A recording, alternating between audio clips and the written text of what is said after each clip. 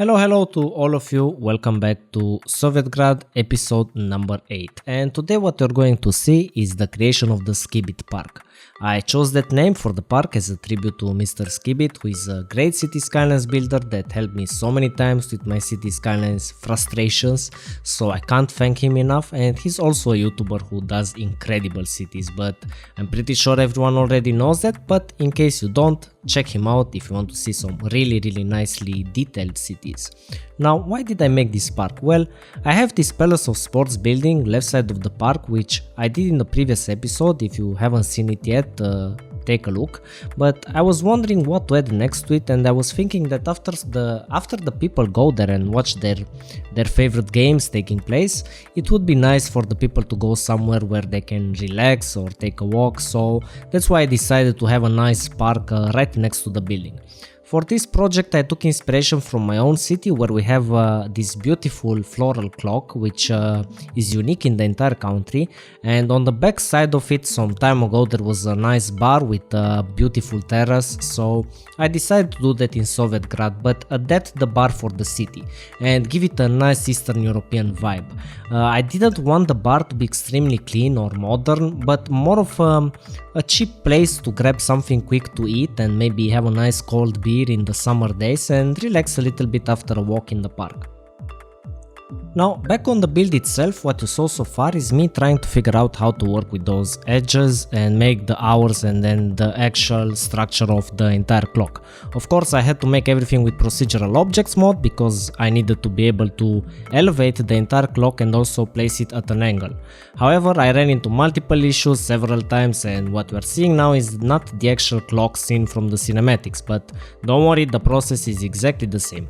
The problem I had was that this clock that I'm building right now that you're seeing ended up being extremely huge. It looked good seen from the distance or with the cinematic camera, but compared to the sizes of cars or pedestrians in general, the clock was absolutely gigantic. So of course I had to remake everything and scale it down.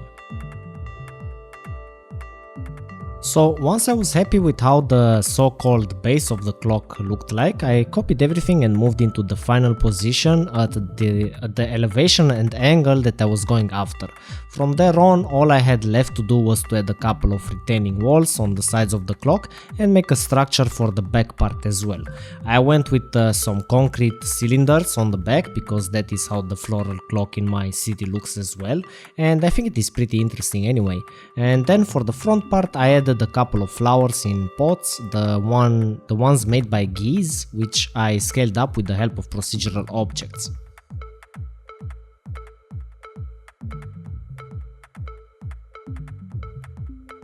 And now for the back part of the clock, this is where I let my imagination run wild in creating this nice bar slash restaurant.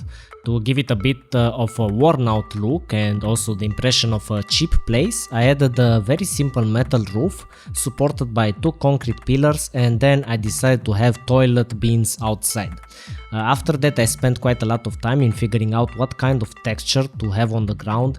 I knew I wanted something with a red tint, maybe brick, but I wasn't sure if to go for some big tiles or smaller ones, more detailed, but eventually I settled on a nice decal which I added underneath the roof, and I apologize because I simply do not remember who made this decal, but yeah, this is it.